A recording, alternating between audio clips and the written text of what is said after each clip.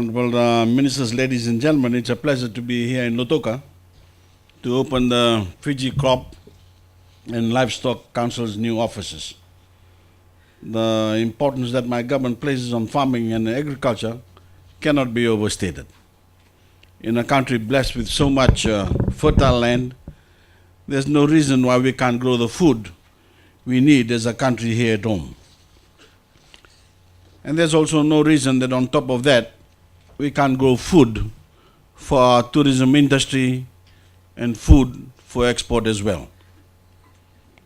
The specialists call this issue food security. What that means is guaranteeing enough crops and livestock to feed our population without relying on imports. It's one of the biggest challenges that any country will face in the 21st century, and Fiji is no exception. At the moment, we depend too much on imported food. But it's not only about food security. Locally grown food is also less expensive. Buying it supports local families and improves our balance of payment position. For all these reasons, promoting Fijian grown by Fijian is a no-brainer. That's why my government has made supporting agriculture and assisting our farmers one of our top priorities. We want farmers to be successful and to earn a living that can support them and their families.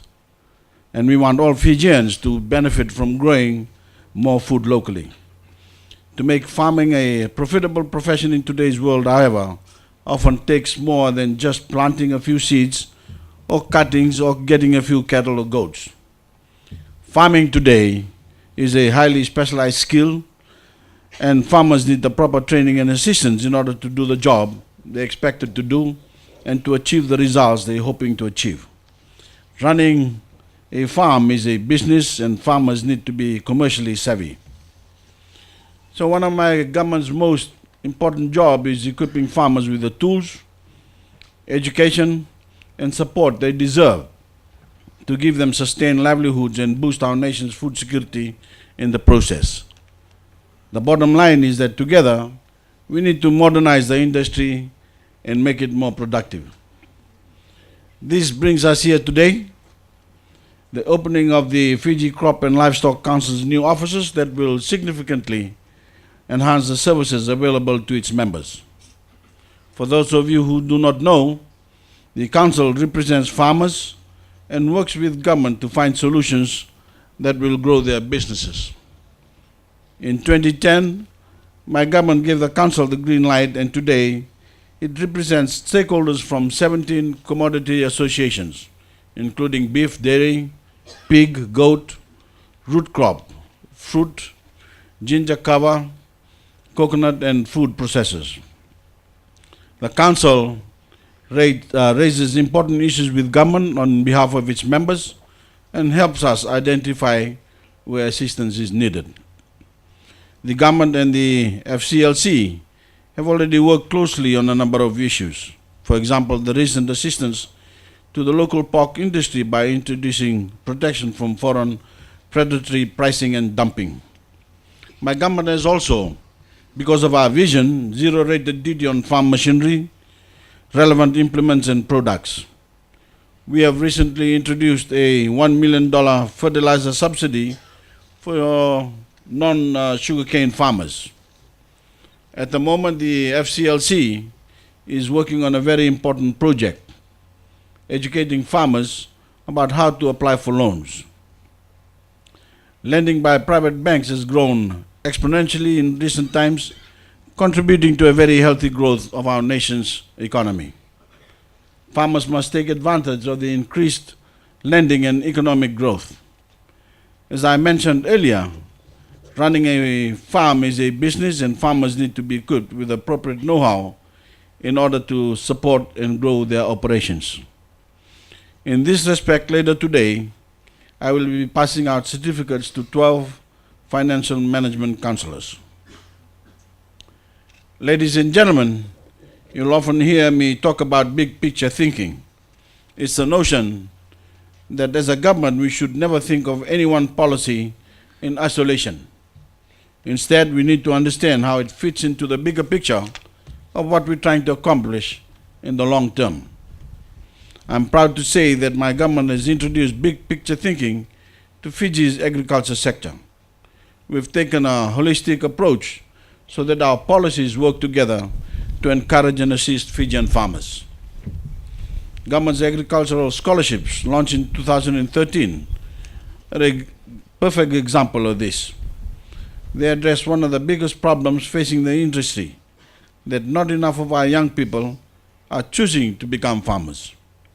We need to encourage students to think seriously about farming as a profession and show them that it can offer solid career prospects. Each year, after a rigorous selection process, successful scholarship recipients attend a 12-month certificate course at the Fiji National University Agriculture School that will train them in the various agricultural disciplines.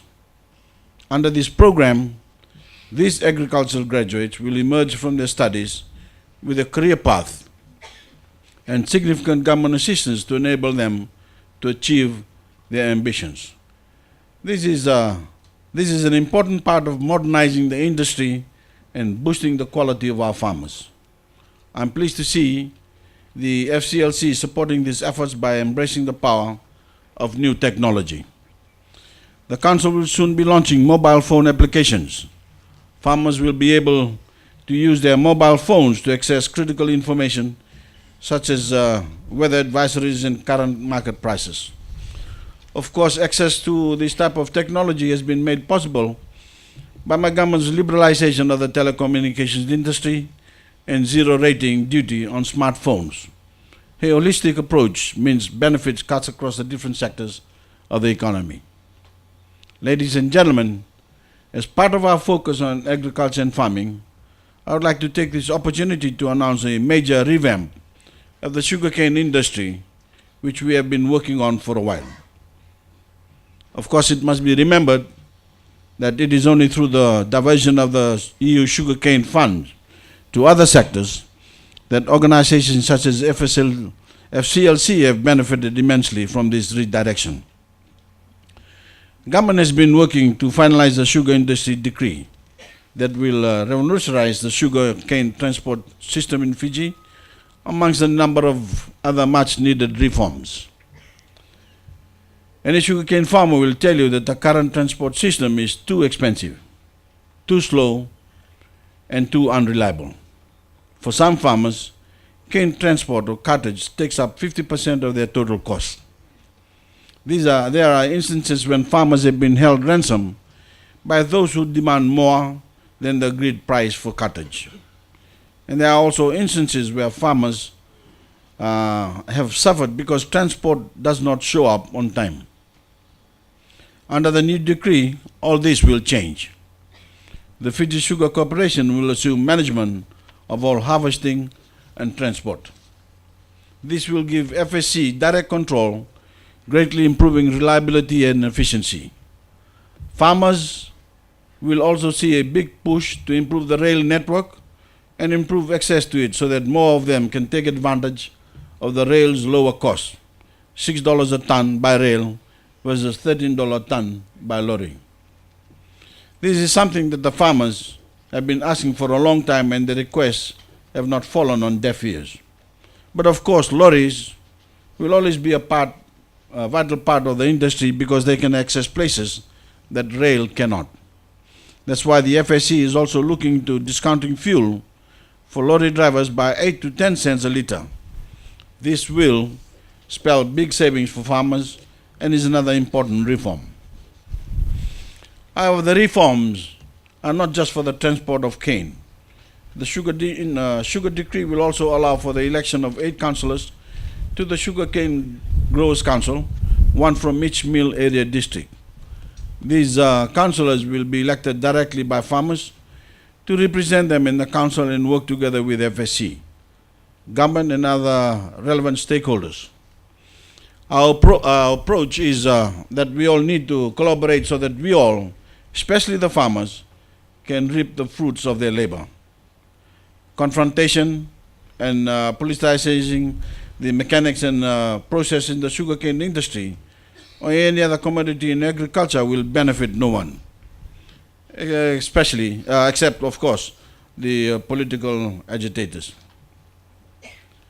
Ladies and gentlemen, Fiji is on the right track, and so as long as we keep the fundamental current policy direction and settings in place, I have no doubt that farming has a bright future in our country.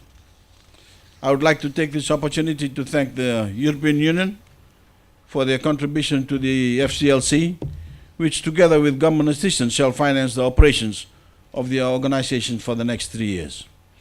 With those few words, ladies and gentlemen, it is now my pleasure to declare the FCLC's new offices open. Mina Voreqe.